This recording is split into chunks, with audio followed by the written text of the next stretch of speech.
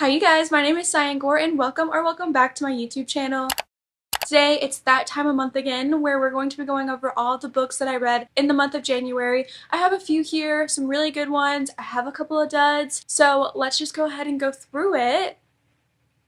Yeah, there's no other way to really intro this, right? So let's do it. So the very first book that I read this year was actually A Love Letter to Whiskey. This is about Jamie and Bee, and I mean, it starts off with them like in high school and you follow them throughout college. You are fully in B's point of view up until like the end because this is a special edition, so there's an ending that you get Jamie's point of view, but to be honest, I didn't read that part. I just read the first portion of this, not the extra. And see, I struggle to say that it's a romance because I feel like it's not. I feel like this is just a story about two people who are cheaters. It does have the cheating trope. If that is something you like, then you're not going to mind this book, but I absolutely hated it. I feel like my review on Goodreads just sums this up perfectly because both of our characters are cheaters.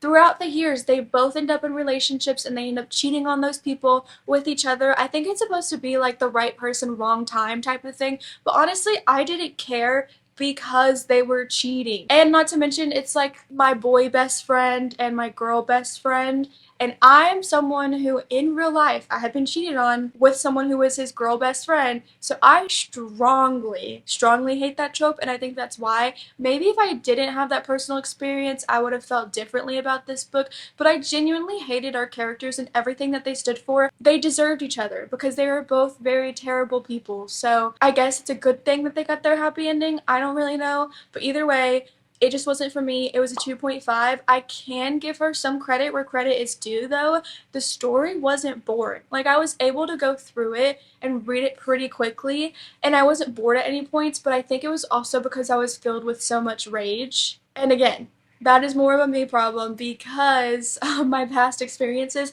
But let me tell you what, my grudge runs deep and it will forever be rooted inside of me. Like the other day, the girl that I was cheated on with had a baby, and I literally saw a picture and I was like, that's an ugly baby. But that's all I'm going to say about that one. I don't want to yuck anyone's yum when it comes to my thoughts and opinions. If you like that trope and you love that book, great for you, because I have heard a lot of great things about it, and one of you did try to warn me. But you know when someone tells you you're not going to like something and then you want to read it anyways to kind of see why you won't like it and figure it out yourself? That's what that was. It was definitely an experience. Moving on, the next book that I read was Glow of the Everflame by Penn Cole. This is the second book in a series. The first one is Spark of the Everflame. In the first book, you are following DM. DM lives in this world where there are what are called the Descendant, and basically they have magical powers that were gifted to them because they are descended from the gods. They are the elite, the royals, and then she is a human and she lives among the humans, which is basically like a dirt land, lower class, very poor. They're not thriving like the royals are.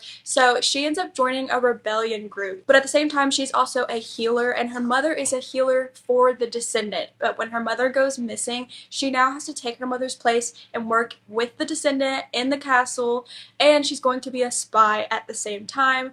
And that's all I'm going to give you on that. At the very end of that book, there's a huge plot twist slash cliffhanger, and we're just following along in this book, picking back up right after that. This one was good. It was fun. I like that we got to see more of her in the castle. Another thing I forgot to mention is, of course, there's a love interest in here. His name is Luther, and he is the heir to the throne because the king of the Descendant is dying. As she's working in the castle, he's kind of going to be watching over her, making sure she follows all the rules and all of that in the first book. And then in the second book, the relationship becomes a little bit more. However, it is definitely on the slower burn side of things. And of course, that means that it is kind of like an enemies to lovers situation. I enjoy this story. DM does make some stupid decisions, but I keep hearing people say that she is the most annoying FMC that they've ever seen, and I personally don't feel that way. Like, yeah, she could be a little bit smarter, but I'm not super annoyed by her. I don't feel that way. I find these books very fun and interesting, and I'm on the side of things where I love it. This one is a 4-star for me. The first one I'd say was like maybe a 4.5. I really enjoyed it. This one, there was a lot more talking and not enough action for me, but I still had a good time. So like I said, 4 stars. Next up, I read The Bridge Kingdom by Danielle L. Jensen. In this book, we are following Laura. Laura is from a kingdom that is, again, like broke and poor. Her father is the king of that kingdom, and they're not really thriving, so he wants to make an alliance by having her marry, I think, Arin is how you pronounce it. Arin is the king of the Bridge Kingdom, so he's going to make this alliance. The Bridge Kingdom is important because they control the bridge that connects all of the kingdoms together in order for trade to happen. However, living on the island is very dangerous because everyone is trying to overtake their kingdom in order to gain access to the bridge. So of course there is a lot of political scheming that goes into this book. It is so good because once they are married, she's actually going to try and be a spy. He doesn't fully trust her, also wants to gain information from her. So it's got that back and forth between them, but the yearning, the tension, it's good. It is, again, on the slower side of that, but I really, really enjoyed this book. It is so interesting because there is no magic system. It's all about this bridge, but it was such a roller coaster. I had so much fun while reading this book, and I do highly recommend it. I love both of our characters. It's a 4.5 for me because I feel like I could have used a little bit more on the romance side, but I am still really excited to continue the rest of the series, and it's one that after the way this ended, I wanted to start the second book immediately. So I feel like that says something as well. And then I read Kiss the Sky by Krista and Becca Ritchie. This is part of the Addicted / Calloway sister series. I think it's like the third or fourth, maybe fourth. I think it's the fourth in the Addicted series. I read the first 3 books of that series, and it is about one couple, Lily and Lo. They are both addicts. She has a sex addiction. He has an alcohol addiction. They're fake dating in order to hide their addictions, and then all of this drama unfolds, and it's them kind of trying to fight their addictions together and actually falling in love instead of having a fake relationship. So there's that. There's also a lot of scandal and stuff because they're very rich families. And in the first 3 books, you do meet Rose and Connor. Rose is Lily's sister, and Connor is like a friend-ish. They are both very smart, very competitive. They're in a relationship, and in this book, she actually has a clothing line, so in order to help promote that, especially after the bad publicity from her sister's addiction going out, they're going to be on a reality TV show. And a lot of drama unfolds. That's all I'm gonna say. It's a good one. I really enjoy this series. The first 2 were very difficult for me to get through. Well, I won't say difficult, but like I liked them. They were okay, but I wasn't in love, and I wasn't sure if I was going to get to that point. But then when I got to the 3rd book, I was really invested, and I'm so glad to finally see Rose and Connor's story because I do think they are my 2 favorite, and it's just going to continue. So I did enjoy this one. I would give this one 4 stars. So yeah, it's a very long series, and it's definitely an investment, but I'm willing to make it. My next read was actually a Kindle read, and this was Death's Obsession by the author Avina St. Graves. This is a quick little novella book. It is about death stalking a girl. I cannot remember her name for the life of me, but Death is literally stalking a girl. He leaves her sweet notes, leaves money for her because she's struggling for money, will make dinner for her. So basically Death is a sweetheart in this scenario, and he's obsessed with her and he's stalking her. It's a dark romance. It's very smutty. It's so much fun. It was just a fast-paced read that I really needed at this time and place, and I enjoyed it, but it did start getting a little bit cringy at moments, so for me it's like a 3, maybe 3.5. It's one that isn't forgettable because how many times do you read a book about death stalking someone and being the biggest sweetheart on earth? But it's still just not that great. It's just, it did what it was supposed to do, you know? But it's not one that I'm necessarily going to be recommending people or that I'm going to have heavy on my noggin for a long time. So there is that one. Next up, we have Nocticadia by Carrie Lake. This is about a girl that when her mother dies from a mysterious disease, she ends up getting accepted to Dracadia University in order to help Professor Bromwell study that said disease, and hopefully they can find a cure for it, and her professor start up a relationship. There's also like a mystery going on to it. There's some shady people. There's like a secret society in here. It's a dark academia with very fun vibes. I will say, even though it's a thick book, it went by so fast. I read this so easily, and I was having a good time. There of course are a little few slow points of just like her going to class and stuff, but it didn't take away from the story. The only thing I could say about this one is that I do wish there was a little bit more of an emotional connection between the two, because the romance did kind of feel like it came out of nowhere. One second they were teacher and student, the next they were naked. And I think for me, this one's like a 3.75. It almost made it to a 4-star, but not quite. Then we have Next of Kin by Hannah Bonham Young. In this book, we are following Chloe and Warren. Chloe was given up for adoption when she was really young because her mother couldn't take care of her. And then she finds out, now that she is an adult, that her mother had another baby. So she is going to be responsible for taking this baby in. And there's a program where I don't even remember how to describe this, but basically she needs to have another roommate in order for her to be able to prove that she can afford and house this new baby coming in. And her roommate is going to end up being Warren. Warren also has a bad home life, and he is watching over his brother. His brother, I think, is like maybe 14 or 15, so he's a little bit older, and he is deaf, so he does sign language. And also Chloe knows sign language because her adopted father is also deaf. So we have that dynamic between them two. Chloe is sunshine, Warren is grumpy. They do have good banter between the two of them, and I like that each character isn't overly done. Warren isn't overly grumpy. Chloe isn't overly sunshiny. It was fun. It was a good read. It's a quick, short, easy read. I did give it a 3.5 though, and my main reason being, I said this in the video where I talked about this and I'm going to say it again, he punches a hole in the wall.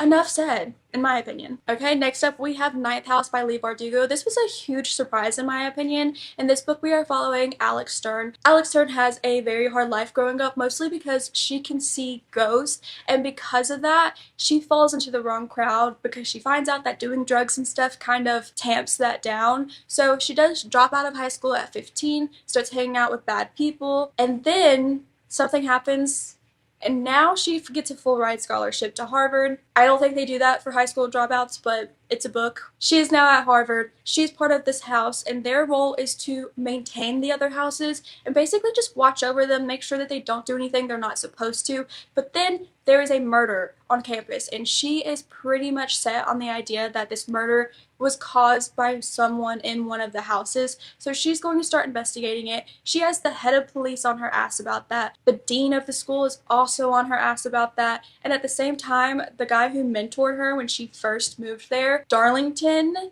he is missing. So you have all these things going on, and it's a wild ride. I really enjoyed this book. Also, check your trigger warnings because there is a couple mentions of SA in this book.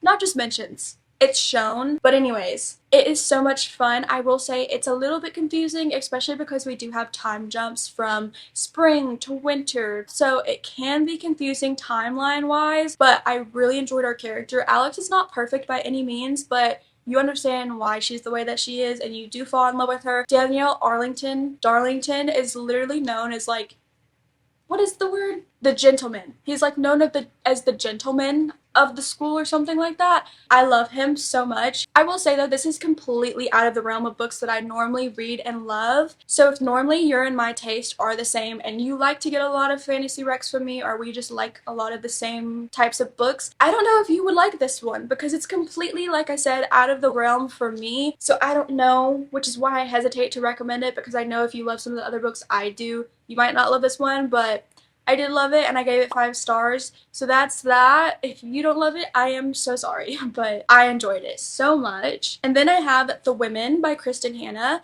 In this book, we are following Frankie. Yeah, I almost said Freddie. We are following Frankie.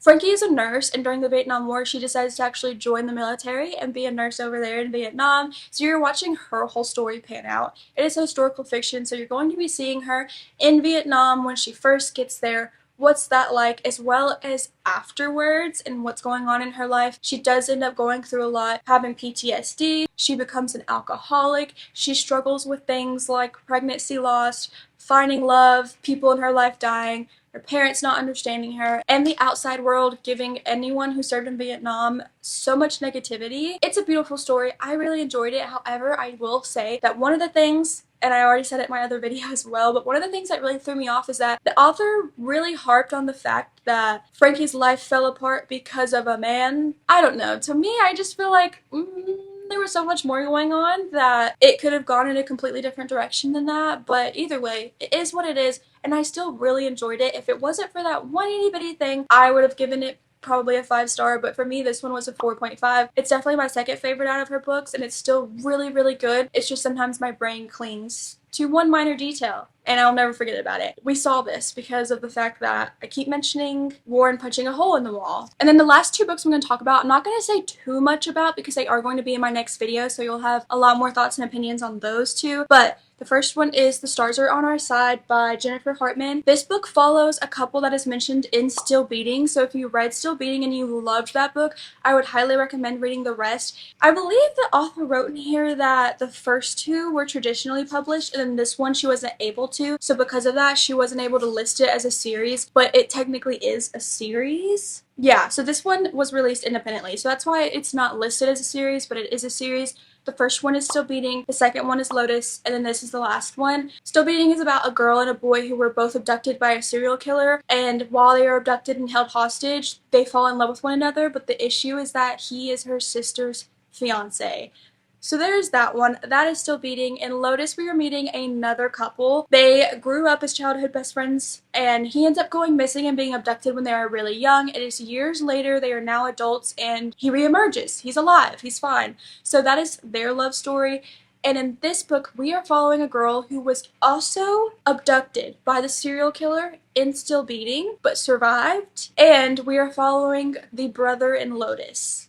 I hope this is making sense. So that's why it's important as well to read all of them in chronological order to kind of know where these characters came from and how we met them. And I loved this whole series. I definitely think Still Beating was the 5-star out of all of it, and it was the best. So if you read that one, that's kind of enough, you know what I mean? A lot of people just read that one and don't read the rest, but I was so invested in these characters and I really wanted to know more about them, so that's why I decided to pick up the rest. This one was so good. You see her and her trauma from being abducted by a serial killer and how she's able to move on in a new relationship, especially because when she was abducted, of course, being abducted, there was a lot of tragic things that happened, but there's something I don't want to mention that makes it 10 times worse. So it's definitely a dark romance. It's on the heavier emotional side as opposed to being dark because, I don't know, like, you know how mafia romances are considered dark romance or something like that? It's not like that. It is simply because of the emotional side. That is what makes it dark. But I really enjoyed the story. However, like I said, it's not the best. The first book was surprisingly the best in my opinion, but this one was still really good, and I gave it a 4.5. I think I liked the first one, then this one, then Lotus. So